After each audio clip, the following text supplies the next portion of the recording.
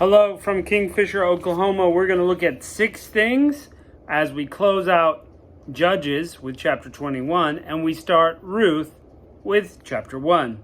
First, the tribes swore that they would no longer give their daughters to the tribe of Benjamin. If you remember, we're in a super messy story, and things just don't go right, and they've gone to war together, and a lot of the tribe of Benjamin have been killed, and now the other tribes say, we're not going to give our daughters to you. In essence, dooming this tribe maybe to death. So they have to come up with a plan to keep the tribe alive. So they end up encouraging them to steal the daughters of Shiloh. It's kind of an unfitting but fitting end to a messy saga. And what I find most fitting is the end line, which number 2 for us. It ends with, and everyone did what was right in his own eyes. And goodness, that is just a fitting line for them, and I think a fitting line for now. Then we're going to jump into the book of Ruth, which number 3, still in the days of the judges. So it's the same time period, kind of lawlessness, so to speak, and nations conquering nations. Well, they're in the middle of a famine. And so this group of people from Israel come over to Moab, and it's a husband and wife, and their 2 sons, and the sons marry daughters from Moab, which is a huge no-no. And anyway, so we get introduced to 2 of the 3 main characters of the story, Naomi and Ruth. And number 4, we find out the tragic death of each of the husbands. The father and the 2 sons both die, leaving mom and her 2 daughter-in-laws. One of them goes back to her family, but Ruth is going to stay with Naomi. Now, under God's law, Naomi is going to be taken care of. So she's going to go back and be taken care of under God's law. But Ruth, not necessarily so. She shouldn't have been married to Naomi's son in the first place. Because Ruth is a foreigner, a Moabitess, and they should have been married within the tribe, but they didn't. But she decides she's going to stick with Naomi. And what's big here is, number 5, she promises that she'll serve God of Israel and that she'll be an Israelite in life.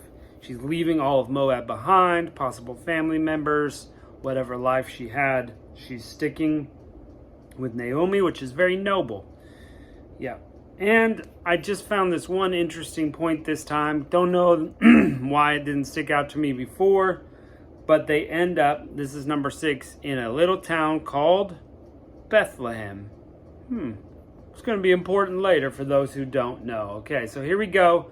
Closing out Judges and starting the book of Ruth. Chapter 21. Now the men of Israel swore in Mizpah, saying, there shall not any of us give his daughter unto Benjamin to wife.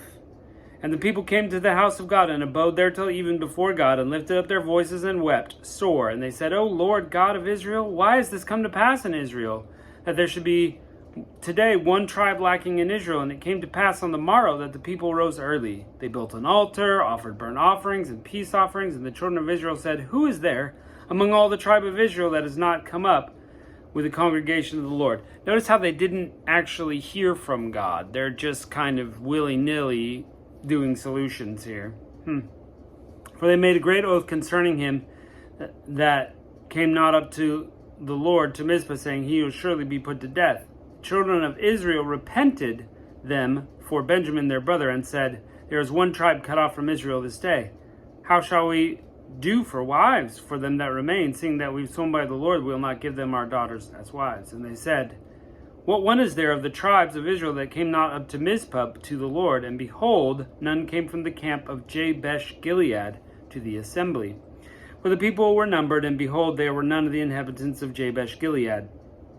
And the congregation sent thither 12,000 men of the valiantest, and commanded them, saying, go and smite the inhabitants of Jabesh Gilead with the sword, and with the women and children. And this is the thing ye shall do. Ye shall utterly destroy every male and every woman that hath lain with a man. And they found among the inhabitants of Jabesh Gilead 400 young virgins that had known no man by lying with any male.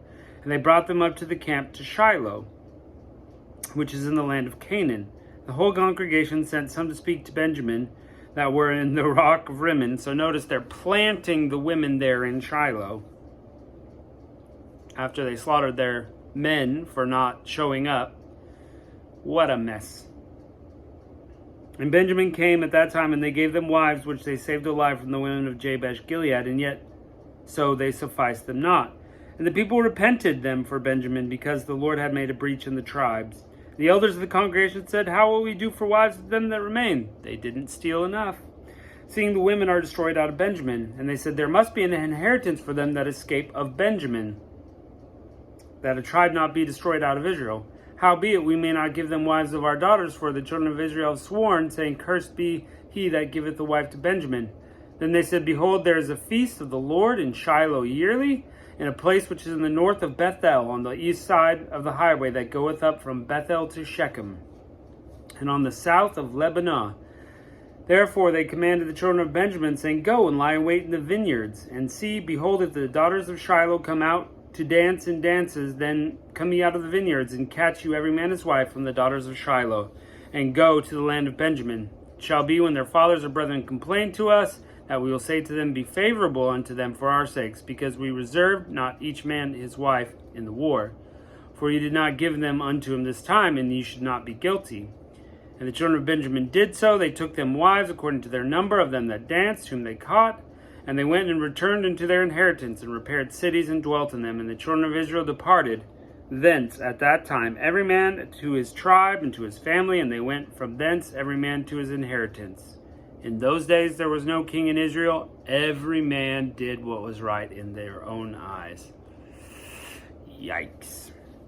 The book of Ruth, chapter 1.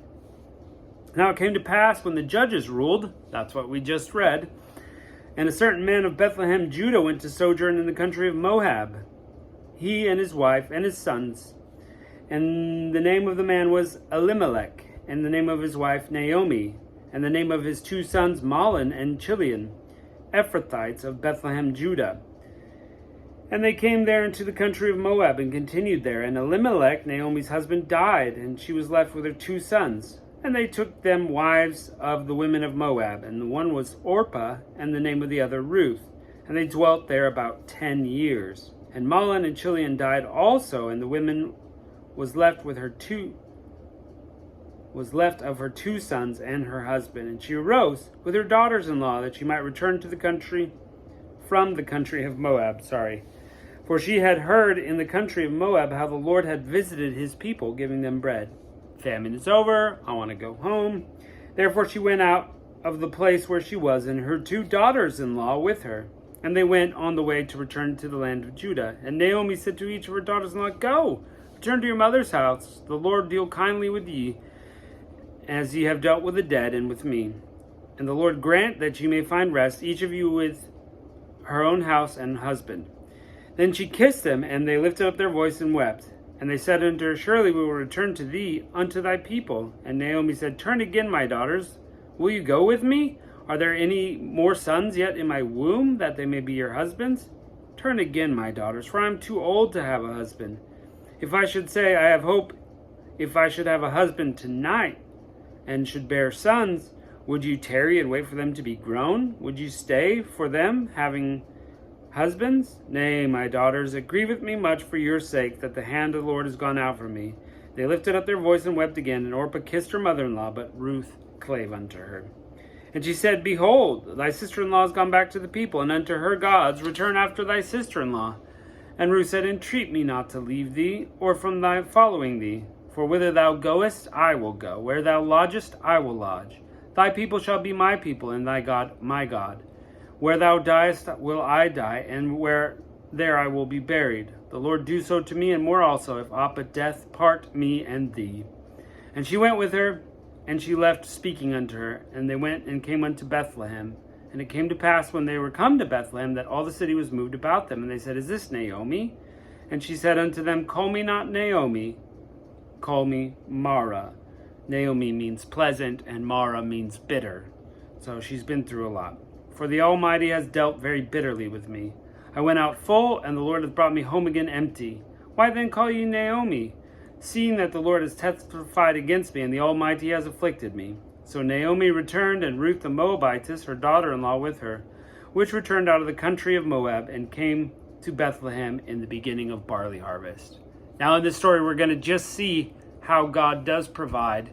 And it's very interesting that God uses people you wouldn't expect and gives them a very prominent role. So, should be interesting. Look forward to it. Thanks for joining us. Catch you later.